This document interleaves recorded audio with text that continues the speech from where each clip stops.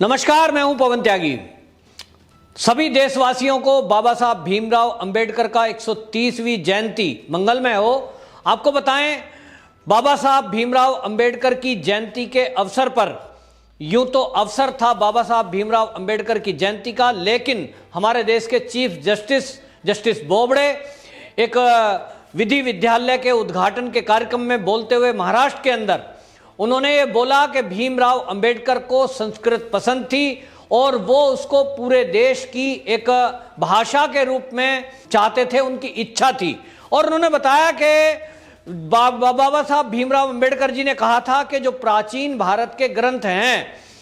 वो न्यायशास्त्र हैं, चाहे अरस्तु है, वो भी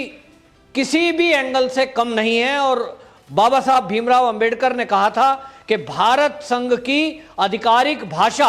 वो संस्कृत होनी चाहिए। और उन्होंने आगे कहा कि अंबेडकर साहब की राय थी कि उत्तर भारत के लोग तमिल स्वीकार नहीं करेंगे और वहीं दक्षिण भारत के लोग हिंदी स्वीकार नहीं करेंगे, लेकिन अगर भारत की एक राय एक मत से सर्व स्वीकार वाली भाषा यदि कोई है तो वो संस्कृत है, क्योंकि दक्षिण में संस्कृत से ही मिलती जुलती भाषा तमिल है और उत्तर में हमारी जो हिंदी है, ये हिंदी भाषी लोग भी संस्कृत को आसानी से समझ सकते हैं। और इसलिए बाबा साहब अंबेडकर ने यह कहा था कि भारत संघ की आधिकारिक भाषा संस्कृत होनी चाहिए। आपको बताएं, ये जस्टिस बोबड़े ने जब उद्घाटन में बोला है तो इससे एक नई बहस शुरू हुई है कि बाबा साहब भीमराव अंबेडकर यदि संविधान के निर्माता संस्कृत को भारत की सर्वमान्य भाषा बनाना चाहते थे, आधिकारिक भाषा घोषणा करना चाहते थे, तो आखिरकार वो लोग कौन थे जिन्होंने इस देश में संस्कृत को भारत की आधिकारिक भाषा बनने से रोका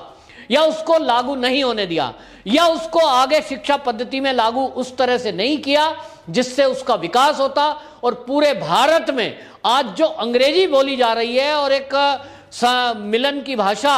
और हम एक दूसरे से बात करने के लिए अंग्रेजी को इस्तेमाल करते हैं, वो हमारे ही भारत की संस्कृत होती तो कैसा भारत होता। और इसलिए बाबा साहब भीमराव अंबेडकर की सोच को अभी पता लगता है, जो वो दूरगामी सोच रखते थे। और उन्होंने ये बोलते हुए कहा था कि एक भाषा ऐसी है जो दक्षिण के लोग भी आसानी से बोल सकते हैं, उत्तर के लोग भी आसानी से बोल सकते हैं, और पूरे भारत में भारत की भाषा बोली जाए। भारत के जो शास्त्र हैं वो भी सबको पढ़ने चाहिए, और उनको ना पढ़ने का एक कारण यही है कि जो संस्कृत भाषा में हमारे शास्त्र लिखे गए हैं उनका हमने अध्ययन ही नहीं किया। और इसलिए जस्टिस बोबड़े की ये बात सुनने के बाद ये बात जरूरी हो जाता है कि जो लोग इस देश में अंग्रेजियत को बढ़ावा दे रहे हैं और जिन लोगों ने पिछले 70 साल में संस्कृत के साथ दोयम दर्जे का व्यवहार किया और संस्कृत को नहीं बढ़ने दिया, ऐसी सत्ता में बैठी हुई कांग्रेस जो थी उसके बारे में विचार करना चाहिए कि बाबा साहब अंबेडकर के द्वारा कही गई बातों को किस तरह से कांग्रेस के लीडरों ने आगे नहीं बढ़ने दिया। आखिरकार क्या कारण था कि बाबा साहब अंबेडकर द्वारा कही गई बातों को आगे नहीं बढ़ाया और एक साजिश के तहत इस देश में संस्कृत को बढ़ावा नहीं दिया गया। तो आपको बताएं, बाबा साहब भीमराव अंबेडकर, इतना ही नहीं, बाबा साहब भीमराव अंबेडकर का जो जीवन है उस जीवन का अगर हम सबके स्कूल में पढ़ाई के समय में कक्षा 1 से लेके और आगे तक यदि उसके ऊपर पीएचडी की जाती, यदि उसको सब्जेक्ट में डाला जाता, और सामाजिक विज्ञान सामाजिक ज्ञान हमने पढ़ा है, लेकिन सामाजिक ज्ञान की किताबों में भी भीमराव अंबेडकर जी के बारे में ज्यादा कुछ नहीं बताया गया। आखिरकार क्यों? आप देखिए कि हम पूरे साल एक सरकारी कार्यक्रम बन के रह जाता है बाबा साहब भीमराव अंबेडकर का जन्मदिन, जयंती मनती है, सरकारी छुट्टी होती है, और उस दिन सरकारी दफ्तरों की बस छुट्टी भर होती है। कुछ नेता, प्रधानमंत्री, राष्ट्रपति, कुछ लोग केवल माल्यार्पण करते हैं चित्र पर, हो गया इतिश्री। लेकिन बाबा साहब भीमराव अंबेडकर एक शास्त्र हैं। उनके जीवन की यदि जीवन के चरित्र को और यदि उनकी जीवनी को आम जन यदि अध्ययन करे तो पता चलेगा कि कितनी विषम परिस्थितियों में रहते हुए भी जिस तरह से उन्होंने अपनी शिक्षा दीक्षा की और विदेशों तक में जाकर शिक्षा ग्रहण की, ऐसे बाबा साहब भीमराव अंबेडकर संस्कृत से कितना प्यार करते थे कि जब वो यहां बीए की परीक्षा पास करने के बाद और उन्होंने 1912 में मुंबई से ग्रेजुएशन किया। उसके बाद वो अमेरिका में कोलंबिया में विश्वविद्यालय में एडमिशन लेने के लिए गए, एमए करने के लिए गए, तो उन्होंने वहां जो भाषा चुनी वो संस्कृत थी। लेकिन दुर्भाग्य से उस समय उनको संस्कृत पढ़ाने के लिए मना कर दिया गया और उनको फिर फारसी से एमए करना पड़ा और फिर उसके बाद उन्होंने वहां पीएचडी की। और आपको बताएं, ये मजबूरी बाबा साहब की इसलिए हुई क्योंकि उस समय पढ़ाने की व्यवस्था उनको नहीं हो पाई। उनकी इच्छा जरूर थी कि मैं संस्कृत से ही एमए और पीएचडी करूं। तो बाबा साहब भीमराव अंबेडकर, उनके जीवन को, उनको मानने वाले जो जय भीम का नारा लगाते हैं, जो आम जन हैं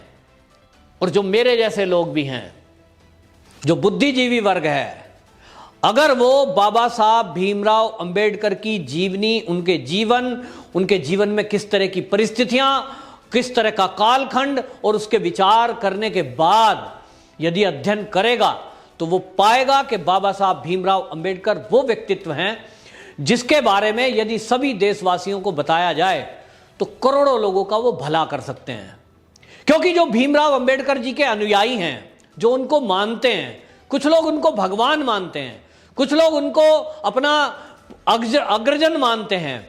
कुछ लोग ये मानते हैं कि वो हमारे पूर्वज थे, उन्होंने इतना नाम किया, संविधान बनाया और हम उनकी संतानें हैं। लेकिन दुर्भाग्य से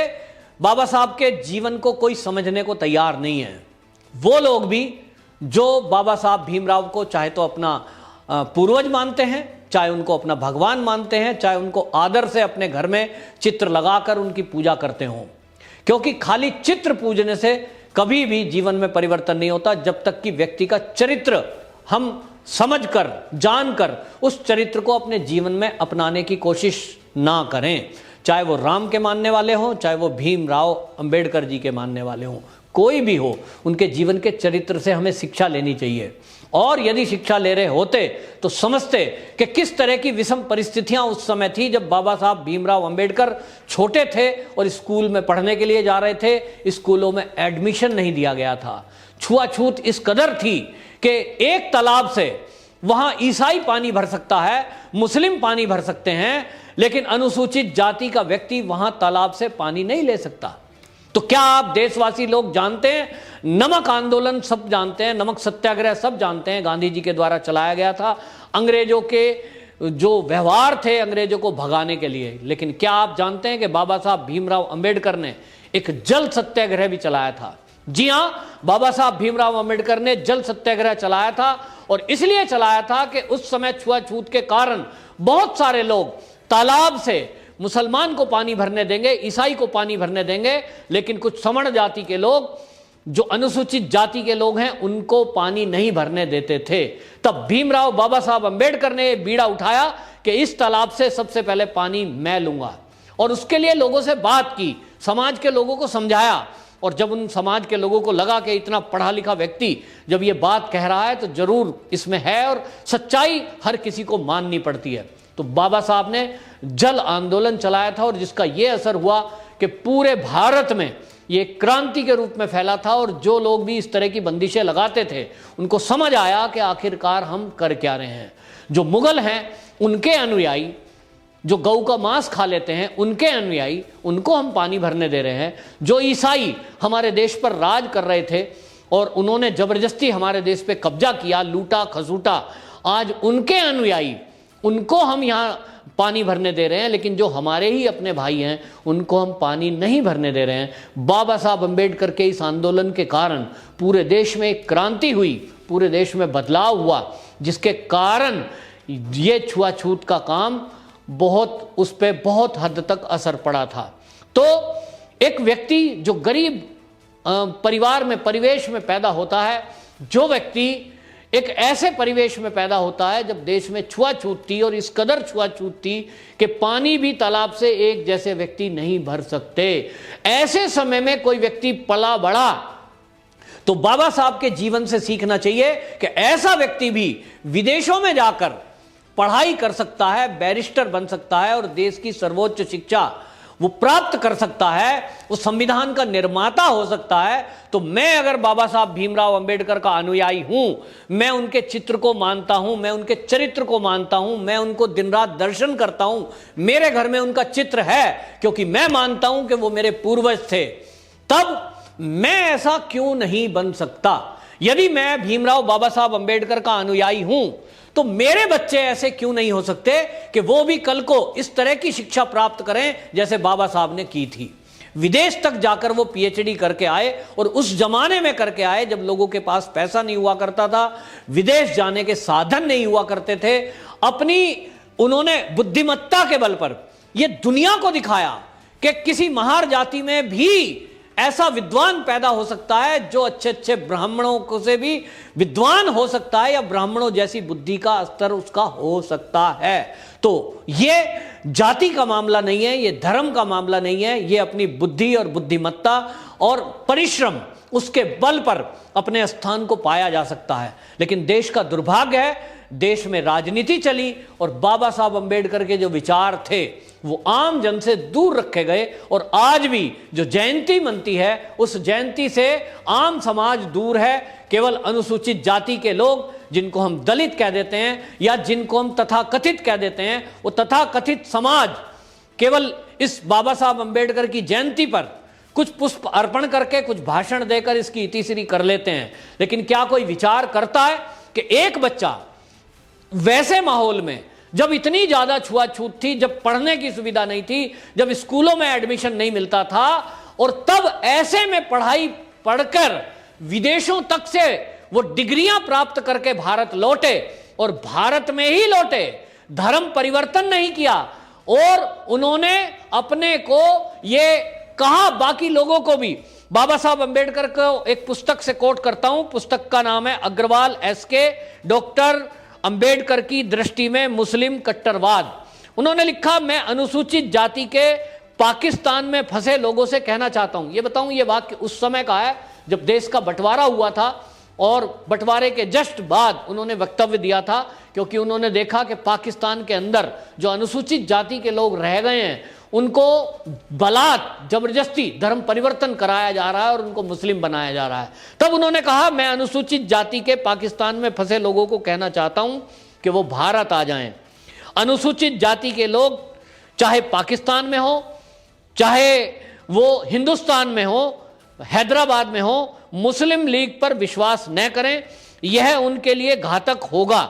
अनुसूचित जाति के लोगों में मुसलमानों को अपना हितैषी मानने की आदत सी बन गई है, इसलिए क्योंकि उनके मन में केवल हिंदुओं के प्रति रोष है। आपको बताएं, ये शब्द उन्होंने कहे, और इसलिए कहे क्योंकि हिंदुओं के प्रति रोष अनुसूचित जाति के लोगों के मन में था, क्योंकि उनको ये लगता था कि इन लोगों ने छुआछूत हमारे सवर्ण वर्ग ने की है, हमको बहुत परेशान किया है, हमारा शोषण किया है, और इसलिए हम मुसलमान बन जाएं लेकिन हिंदू नहीं रहेंगे। इसलिए बाबा साहब भीमराव अंबेडकर ने ये वाक्य कहे थे, और ये कहा था कि मुसलमानों पर विश्वास न करना, क्योंकि वो भी आपको इसी तरह से ट्रीट करेंगे और वो आपका शोषण करेंगे। और हुआ यही कि जो पाकिस्तान में अनुसूचित जाति के लोग रह गए, उनकी बलात् लड़कियों को उठाया जाता है, उनकी स्त्रियों को उठा के ले जाया जाता है, और ज़्यादातर धर्म परिवर्तन करा दिया गया। 3% के करीब लगभग बंटवारे के समय मुस्लिम पाकिस्तान के अंदर थे, आज वो घटकर 1.3 के लगभग रह गए हैं। और जो आए दिन ऐसी घटनाएं होती हैं कि उनकी लड़कियों को जबरदस्ती उठाया जाता है, बलात्कार किया जाता है, और फिर वापस उनकी कोई सरकार में वहाँ सुनवाई नहीं होती, क्योंकि वहाँ इस्लामिक देश वो घोषित है। केवल वहाँ कुछ महार जाति के लोगों को या सफाई कर्मचारियों को इसलिए वहां रखा गया क्योंकि उन्होंने कहा कि सफाई करने के लिए हमें इनकी जरूरत थी। उनको कोई सरकारी सुविधाएं नहीं मिलती थी, उनको नौकरी सरकारी नहीं मिलती थी, लेकिन सफाई के लिए उनको वहां रखा गया। इस तरह की चीजें आज के समय में हमें जब पता लग रहा है, तो एक नई बात निकल करके सामने आ रही है कि बाबा साहब भीमराव अंबेडकर के जीवन को सभी को जानना चाहिए, सभी को उनसे संबंधित पुस्तकें पढ़नी चाहिए, और उनके विचारों को जानने के लिए मैं इस सरकार से भी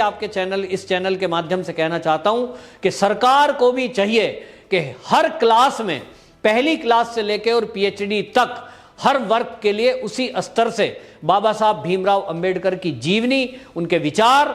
देश को बताने के लिए व्यवस्था शिक्षा पद्धति में करनी चाहिए। तभी हम बाबा साहब भीमराव अंबेडकर की जो विचार हैं, जो जानकारी है, वो हम प्राप्त कर पाएंगे और उनके पद चिन्हों पर चलकर जैसा बाबा साहब भीमराव अंबेडकर इस देश को बनाना चाहते थे वैसा हम बनाने में सफल हो पाएंगे। वरना इसी तरह जयंती के दिन कुछ पुष्प अर्पण करके और अगले दिन से फिर भूल जाएंगे कि भीमराव बाबा साहब अंबेडकर थे कौन। वंदे मातरम।